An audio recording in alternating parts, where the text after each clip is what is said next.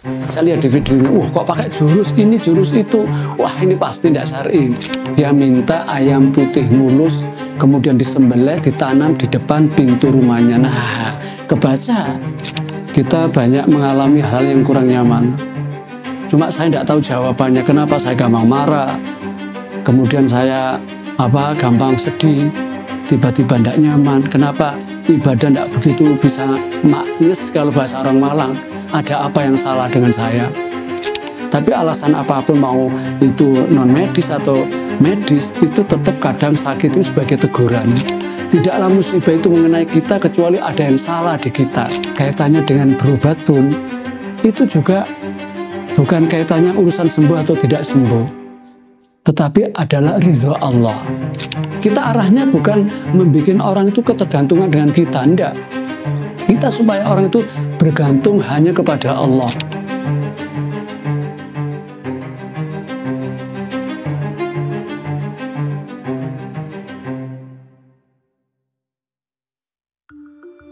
Assalamualaikum warahmatullahi wabarakatuh. Nama saya Lukman Hakim, asli Arema. Di pendidikan saya dulu pertama SD, kemudian Sanawiyah di daerah Dampit, kemudian Aliyah SMA-nya di Aliyah Man Malang 1 yang sekarang dipakai Rumah Sakit Islam Dinoyo, kemudian kuliah di IAIN, lulus tahun 1990.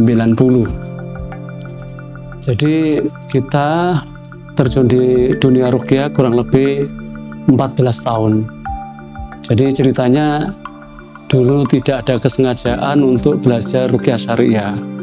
Tapi kita karena dulu suatu saat pernah kita mengalami di keluarga kita itu ketidaknyamanan, yaitu karena di keluarga ibu mertua itu dirampok.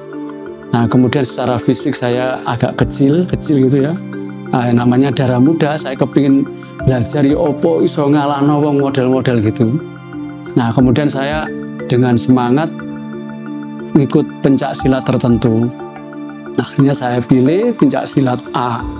Nah, disitulah saya ikut pencak silat bagian di pengisian. Kemudian dalam waktu kurang lebih 3-4 tahun saya didaulat untuk melatih. Nah, semenjak itu saya melatih pencak silat tertentu di kampus tertentu sampai beberapa tahun. Nah, pada waktu perjalanan seperti itu kita banyak mengalami hal yang kurang nyaman.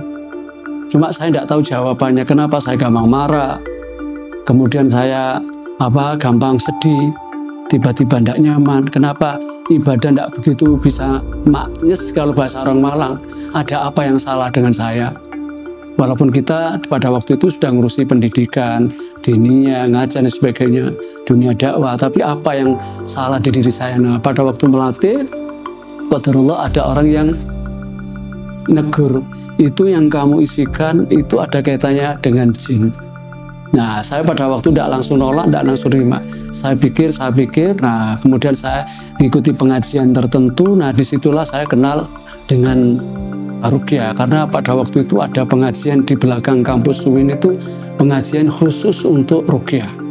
Nah, semenjak itu kita belajar dan kemudian ruqyah mandiri untuk membersihkan dalam diri saya sendiri, karena dulu saya sering ngisi pedang, ngisi ini, ngisi itu. Nah, itu kemudian kita minta ke Allah supaya dibatalkan oleh Allah, supaya hilang. Nah, semenjak itulah hidup saya lebih tertata.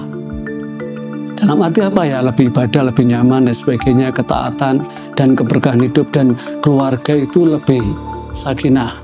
Jadi lebih tenang ke istri dan sebagainya. Yang dulu gampang marah, sudah susah untuk marah. Yang pertama, kita sebelum ruqyah harus ada niat yang baik. Jadi ikhlas karena Allah, nata tauhid bahwa kesembuhan itu datangnya hanya dari Allah. Jadi itu harus ditanamkan. Kemudian persiapannya adalah kita kalau punya dulu misalnya pernah belajar kanuragan diisi ini dan itu dan sebagainya, itu diutarakan pada peruqyahnya. Kemudian kalau kita membawa benda-benda yang bernuansa mistis, jimat dan sebagainya, Nah, benda-benda seperti itu harus kita buang dulu supaya nanti proses ruqyahnya lebih bagus. Kemudian di tempat yang cenderung bagus, dalam arti apa? Tidak banyak patungnya, terus tempatnya bagus, suci. Karena apa? Ini mempengaruhi proses ruqyah. Jadi itu antara lain persiapannya. Kemudian yang jelas kita siapkan kresek dan tisu, karena kadang-kadang ada dampak dari ruqyah itu, bisa muntah, bisa sendawa dan sebagainya. Nah, itu kira-kira sebagian yang kita ungkapkan sebelum proses persiapan ruqyah seperti itu. Diagnosisnya pada waktu setan jin itu ganggu manusia pasti terbaca. Terbaca di mana? Di tema-tema tidur.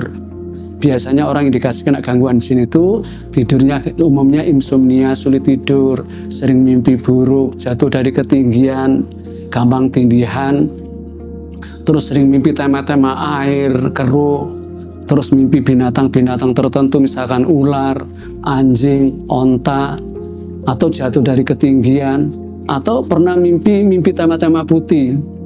Orang pakai serban putih, jubah putih, cahaya putih, sinar putih. Nah, dari itu saja orang sudah terindikasi, sudah terbaca bahwa dia ada gangguan jin.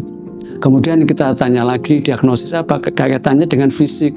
Apa gampang sakit, kepala, migrain, vertigo, dada sesak, perut kembung dan sebagainya, tengkuk berat, telinga gampang mendenging. Nah, kemudian yang ketiga, kita tanya tentang kaitannya dengan psikologinya, kejiwaannya. Karena orang pada waktu kena gangguan jin itu mesti terbaca.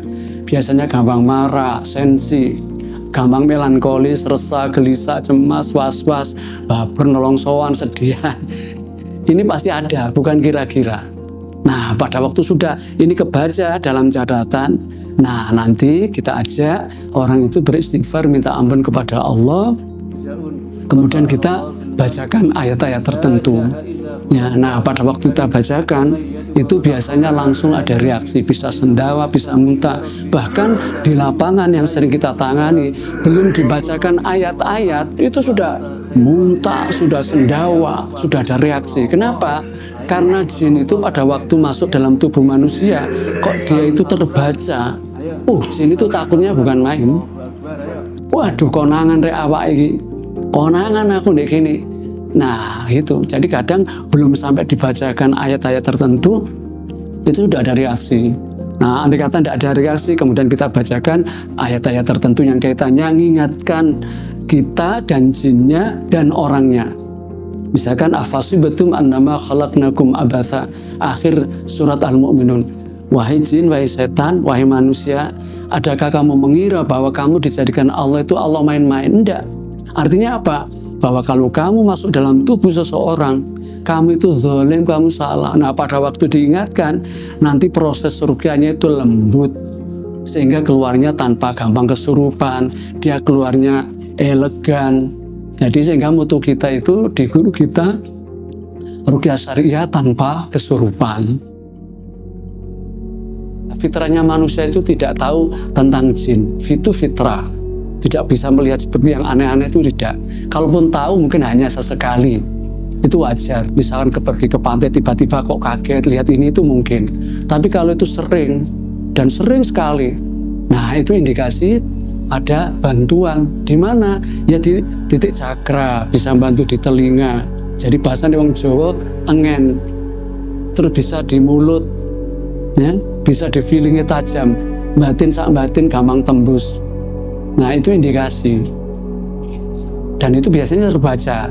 Terbaca apa? Biasanya satu orang tertentu itu pernah kalau kaitannya dengan mimpi, pernah mimpi tema putih dan sebagainya, atau pernah berjumpa dengan leluhur-leluhurnya yang dia di tanah surah ilmu dan sebagainya.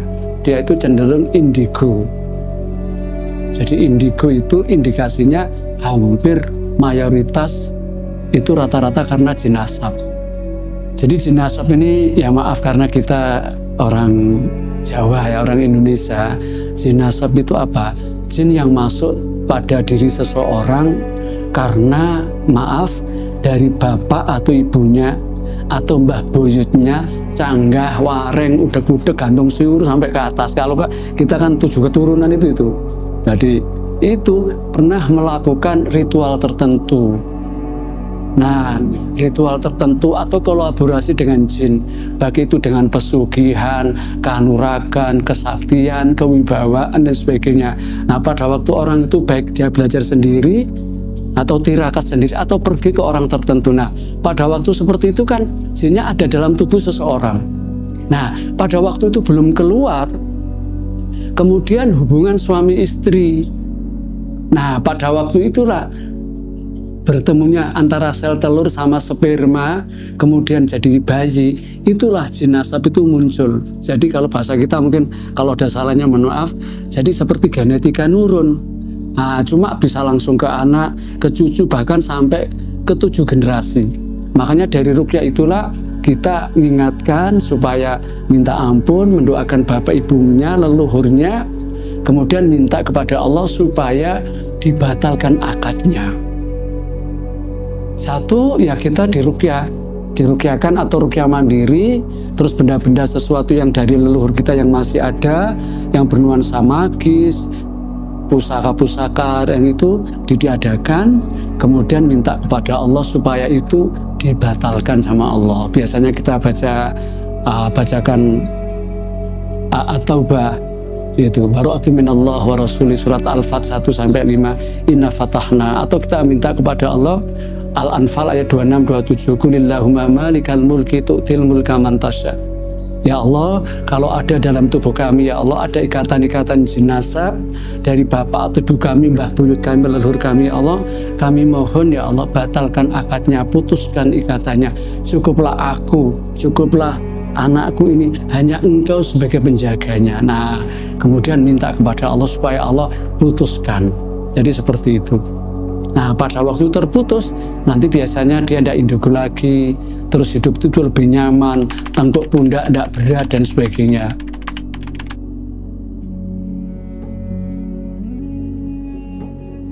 Jadi ruqyah mandiri itu yang perlu kita siapkan, pertama, hendaknya kita membersihkan diri. Ya, dari dalam arti, kalau dulu pernah di dompet kita atau di rumah kita atau di kantor kita karena mungkin pergi ke orang tertentu, orang pintar dan sebagainya, itu masih ada, itu harus diadakan, ya, entah dibakar, entah dibuang di mana, seperti itu. Kemudian kenali gangguannya, ya, jadi kenali gangguannya. Jadi apa yang nggak nyaman di dalam tubuh kita, misalkan tema-tema saya kenapa ya gampang marah. Nah, jadi pada waktu kita mengenal diri, kita diagnosis. Terus misalkan di samping gampang marah, terus kalau tidur gampang tindihan. Nah, ini misalnya tema-temanya. Nah, pada waktu seperti itu, kita setelah itu usahakan berwudu dulu. Kemudian kita minta kepada Allah dengan membaca ayat-ayat tertentu yang kita, kalau membaca itu lebih bisa menghadirkan kehusukan kepada Allah. Nah, pada waktu seperti itu, kemudian apa? Yaitu tema-tema yang bikin gak nyaman di tubuh kita. Ya Allah, yang selama ini saya gampang marah, yang selama ini saya gampang kalau tidur gak nyaman, gampang tindihan, keluarkan ya Allah semua gangguan. Nah, nanti sambil zikir minta ampun sama Allah atau membaca ayat yang tertentu yang kalau kita membaca itu lebih merasa dekat dengan Allah. Bisa ayat kursi atau istighfar atau sholawat. Nah, pada waktu membaca nanti kadang-kadang ada reaksi entah pusing, entah mual. Nah, pada waktu seperti itu kita keluarkan, ya Allah keluarkanlah semua gangguan. Nah, diginikan, itu seperti itu.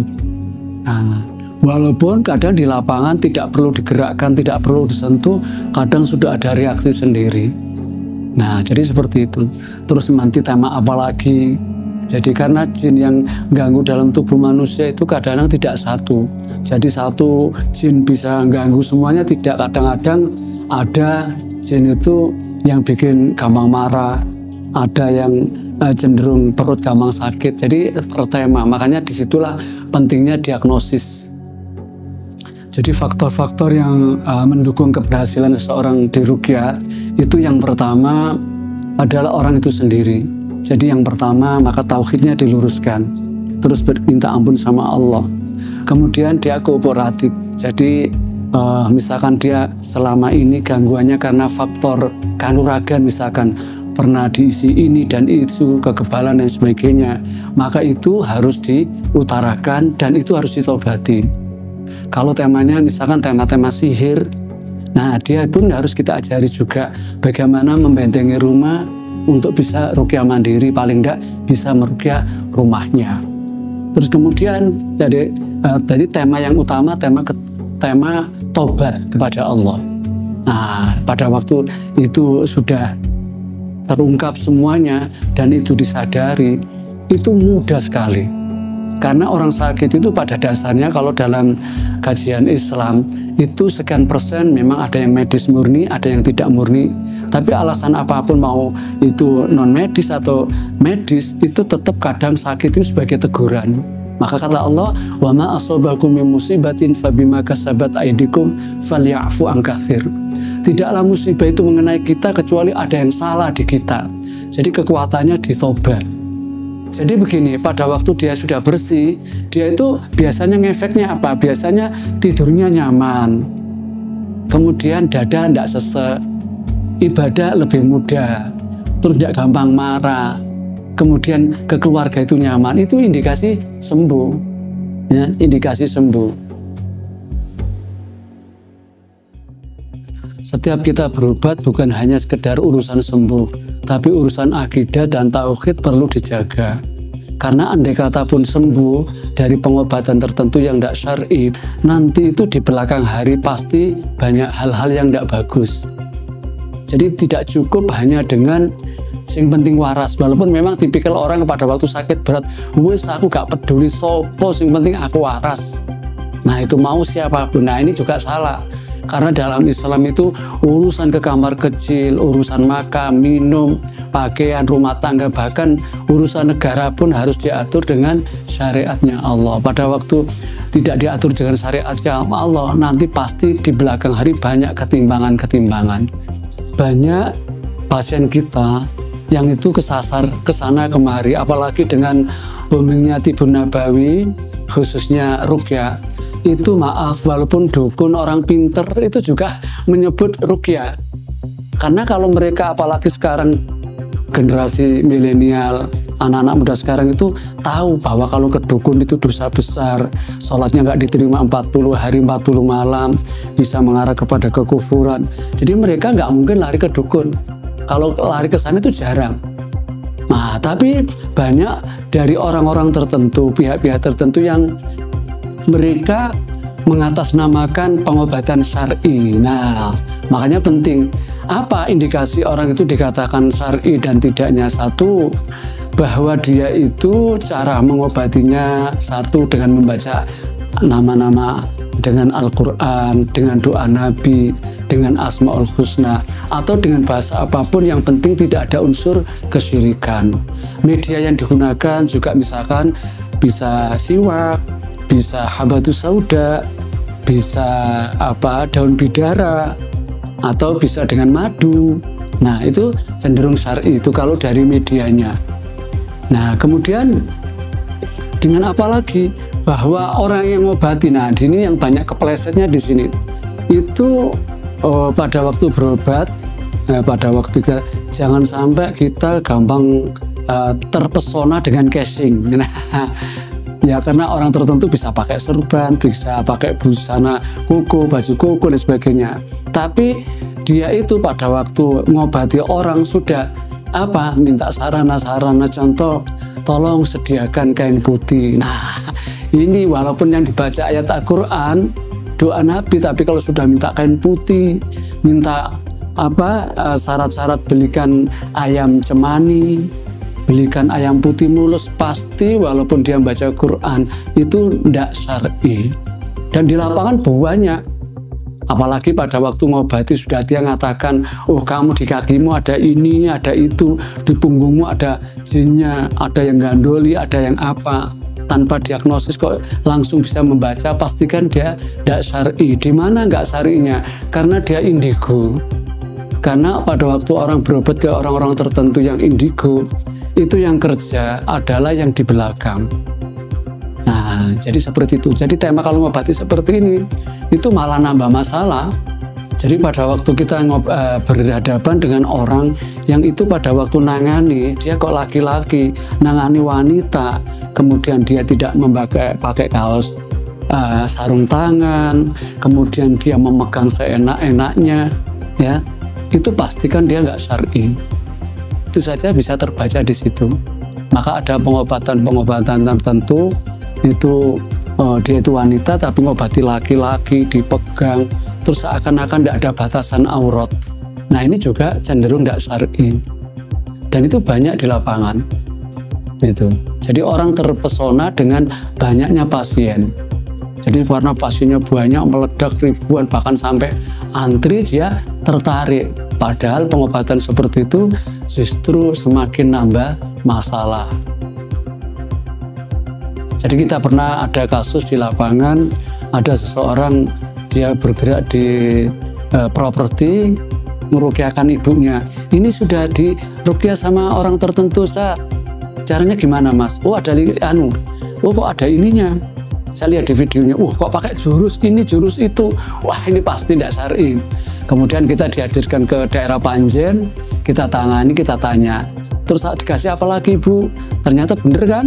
Dia minta ayam putih mulus, kemudian disembelih, ditanam di depan pintu rumahnya. Nah, kebaca. Jadi makanya tidak cukup dengan hanya orang tertentu itu membaca ayat Quran atau doa Nabi, tapi harus dilihat secara umum keseluruhannya, dan dia punya catatan, oh ini memang syar'i, dikenal syar'i, seperti itu. Pernah kita mengalami karena mungkin keilmuan kita atau semangatnya kita kepingin mendakwakan Tibun Nabawi. Jadi awal kita terjun di ruqyah masih kurang lebih 2 tahun atau 3 tahun. Saya nangani orang tertentu di Karangploso. Karena dia itu berontak, maaf, kita megang di mulutnya ini supaya nggak qadarullah saya digigit ini. Masya Allah, sehingga keringat dingin itu langsung keluar merah padam. Nah, pada waktu itu ya Allah alam ya, saya pada waktu bahasanya wong Malang kacrek rasanya kuacrek, wes ya Allah, wes kayak mau wales gitu, ada perasaan seperti itu. Ini juga kesalahan saya. Jadi kita terlalu berani megang, ternyata gigit ini, langsung sampai berapa hari itu kan, ini saraf ini. Itu, Masya Allah. Tetapi hal-hal seperti ini terobati. Terobati apa? Dengan pada waktu kita bantu orang, sama Allah diberi kesembuhan, keluarganya sakinah, tidak jadi cerai, usahanya lancar, dia mau jamaah ke masjid, dia mau ngaji. Dengan seperti itu kita Masya Allah bahagia pada waktu melihat saudara kita itu seperti tamu yang tadi juga gitu, ikut kesenian tertentu, kemudian dia mau sekolah, mau ngaji, bahagia. Tantangan terbesar bagi kita di dalam meruqyah, pada waktu meruqyah orang yang orang itu sendiri nggak mau diruqyah. Apa ada buahnya? Karena yang minta diruqyah itu keluarga, anaknya, bapaknya, ibunya, ini yang lebih susah. Nah, tapi kita punya trik. Triknya apa? Karena anak-anak tertentu itu kalau kadang-kadang dia mau diruqyah, kamu ada setannya, ada jinnya, ada demitnya, ada genderunya, kan ya gua nggak mau. Sudah nak, kamu ayo diruqyah ya, minta diruqyah supaya sholatmu tambah semangat, ibadahmu tambah bagus, supaya hidupmu tambah berkah. Itu lebih enak. Nah, ini kalau sudah orang yang anaknya atau orang tuanya yang minta supaya anaknya atau ibunya atau siapa diruqyah, kita tanya dulu, orangnya mau enggak? Enggak mau, Ustaz. Nah, ini juga susah. Kalau seperti itu gimana, Ustaz? Ya sudah, doakan saja dia dapat hidayah, suatu saat dia mau untuk diruqyah. Karena ruqyah kalau dia nggak mau, dia itu defend, nutup, juga susah. Karena syarat diantara sekian syarat ruqyah itu harus ada ikhlas, ridho, kepingin dapat hidayah, terus ada nuansa tobat. Nah, kalau ini semua nggak ada ya susah. Kita pernah nangani seseorang. Jadi orang tertentu itu pada waktu itu rumah tangganya berantakan seperti itu. bentuknya sudah hampir tafrik, hampir cerai. Nah kemudian si istri ini terus minta dibantu ruqyah. Nah kemudian kita tanya, suaminya kemana? Suami saya tidak ikut, Ustaz. Kenapa tidak ikut? Wah, maaf Ustaz, suami saya itu adalah jaim. Jadi jaga imit, merasa hebat dan sebagainya. Nah, kemudian kan seperti ini sudah susah. Tapi kita sudah, Mbak, tolong doakan suami. Doakan suami. Mudah-mudahan suami diberi hidayah oleh Allah dan mau datang ke sini kita untuk mengingatkan. Qadarullah, Allah ijabah. Kurang lebih 1,5 tahun, dia pengusaha di daerah Dadi Bali, karyawannya ratusan, itu hancur udah. Nah pada waktu hancur, dia mau datang ke sini. Nah kemudian kita ingatkan sholatnya dan sebagainya, kita diagnosis, ternyata dia ada jin nasab. Nah jadi sekelas seperti ini yang seakan-akan ada dinding, kalau orang tua, istri, suami mendoakan, nanti ada momen tertentu yang Allah bisa menghadirkan orang itu, Allah ngasih hidayah. Makanya pada waktu menghadapi orang-orang yang ada kena gangguan, kita tidak boleh melihat sebelah mata, apalagi benci dan sebagainya. Kita tetap berusaha untuk mendoakan, karena pengaruh doa itu sangat-sangat kuat. Ini banyak kita nangani kasus seperti ini. Ada orang-orang tertentu tidak mau ruqyah kecuali mereka sudah direkom, jadi tidak langsung dari dia, karena dia berpedoman pada hadis la yastarqun, ya, janganlah kalian minta ruqyah. Nah ini jawaban karena kita memang sudah mempersiapkan dari Google kita, dari tim kita. Suatu saat kita mesti menghadapi seperti ini. Bagaimana tanggapan? Satu, dari pendapat dari Syekh Bin Baz, Syekh Utsaimin dan sebagainya, beliau itu mengatakan, dari Imam Asy'adi, beliau itu mengatakan kesimpulannya bahwa ruqyah syariah itu boleh asal syar'i. Yang nomor dua, yang penting pada waktu orang itu mau ruqyah harus dikuatkan akidahnya bahwa yang mau ngasih kesembuhan itu hanya Allah, titik, bukan yang lain.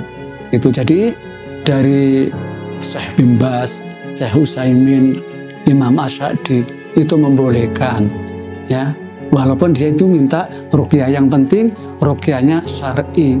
Dan sebelumnya pasien harus dipahamkan bahwa yang ngasih kesembuhan, ngasih kebaikan itu adalah Allah, bukan peruqyah, bukan peruqyah, ya. Jadi bukan peruqyah. Jadi seperti itu. Nah ini banyak sekali, bahkan ada orang tertentu yang pada waktu itu dia pakai cadar datang ke kita. Loh, zaman kan santrinya ustadz tertentu yang beliau itu berpendapat bahwa ruqyah, minta ruqyah yang enggak boleh. Ya Ustaz, tapi saya sudah enggak kuat. Nah makanya saya tetap menghargai kalau ada orang berpendapat seperti itu. Kan tidak semuanya orang itu bisa ruqyah mandiri. Padahal waktu tertentu kita harus bantu. Dengan apa? Tetap kita arahnya bukan membuat orang itu ketergantungan dengan kita, enggak. Kita supaya orang itu bergantung hanya kepada Allah. Syukur setelah itu bisa ruqyah mandiri. Jadi enggak ada niatan untuk supaya orang itu kedua kali, ketiga kali ke kita, tidak. Karena bahwa ruqyah itu adalah dakwah dan jihad. Nah, jadi isinya ruqyah itu kaitannya dakwah dan jihad. Di mana dakwanya?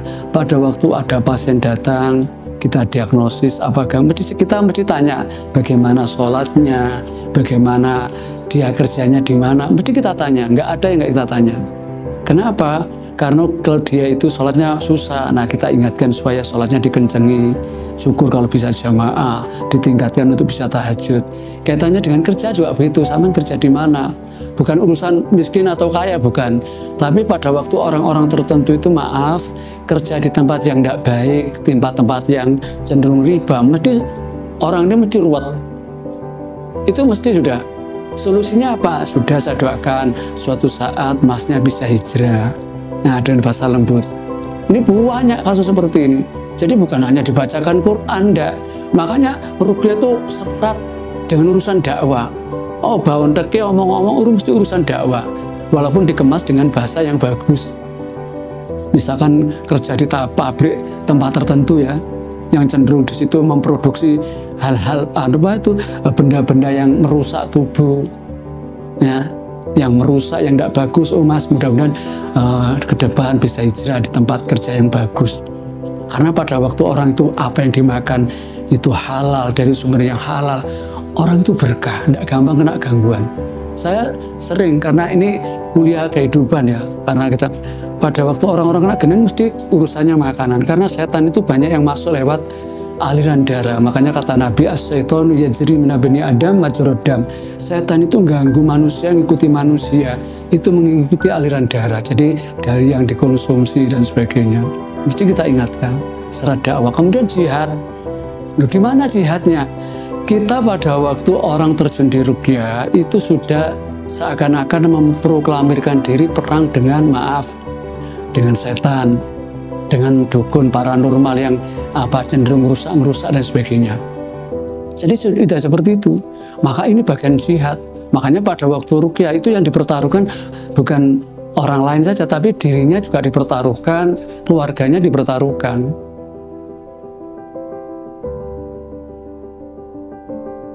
Untuk kita, saudara kita, keluarga kita, hendaknya senantiasa mengkaji keislaman. Nah, setelah kita mengaji tentang keilmuan keislaman, hendaklah kita berusaha untuk mengamalkannya.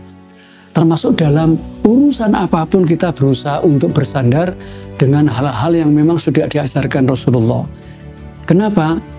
Karena kaitannya dengan berobat pun itu juga bukan kaitannya urusan sembuh atau tidak sembuh, tetapi adalah ridho Allah. Ya, bahkan dalam kitab itu dijelaskan bahwa ruqyah itu sebenarnya bukan pengobatan alternatif, ya pengobatan primer, pokok. Bukan kita mengadu dengan pengobatan medis, tidak. Kita tetap mengkompromikan. Jadi ruqyah itu pengobatan yang bukan wis rono rene wis gak sembuh baru diruqyah, tidak. Ya.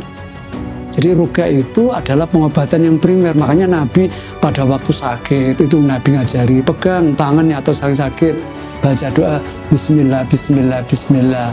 A'udzu bi'izzatillah bi qudrati min syarri ma ajidu wa uhadzir. Jadi sampai seperti itu. Jadi bukan ruqyah itu bukan pengobatan yang nomor sekian, itu ya awal gitu. Jadi konsekuensi bahwa kita itu sebagai muslim yang baik, ya kita harus berusaha untuk bisa paling enggak arah ke depan bisa ruqyah mandiri. Seperti itu. Nah, perkara nanti dikomunikasikan apa ke dokter kan enggak masalah. Kita tetap menghargai beliau. Coba ini misalnya kita dapat kasus yang ini memang harus dibantu medis dulu. Tetap kita suruh ke sana. Nah, nanti setelah itu kita bantu ruqyah, karena pada waktu orang itu secara fisik sudah sakit, terganggu, setan itu lebih kuat. Jadi lebih kuat untuk menguasai. Pada waktu secara fisik sehat, nah itu di ruqyah akan lebih mudah. Jadi seperti itu. Makanya kita berusaha sebagai muslim untuk juga bisa ruqyah mandiri ke depan. Ya, jadi untuk peruqyah yang lain ya semoga semuanya tetap istiqomah di jalan dakwah dan jihad, karena ruqyah itu juga bagian dari dakwah dan jihad ya, karena di sana umat itu banyak membutuhkan. Kenapa? Kita merasakan sendiri. Jadi kita sering kewalahan kalau urusan pasien itu kadang-kadang sampai bahasa kita itu moh-moh nek dituruti jam piro ae wis ono ae. Tapi kan kita juga harus jaga. Oleh karena itu, karena di sini di dalam ruqyah itu ada dakwah, ada jihad, dan disitulah kita akan dimuliakan oleh Allah Subhanahu Wa Taala dan akan ditolong oleh Allah Subhanahu Wa Taala pada waktu kita lakukan ikhlas karena mencari ridho Allah Subhanahu Wa Taala.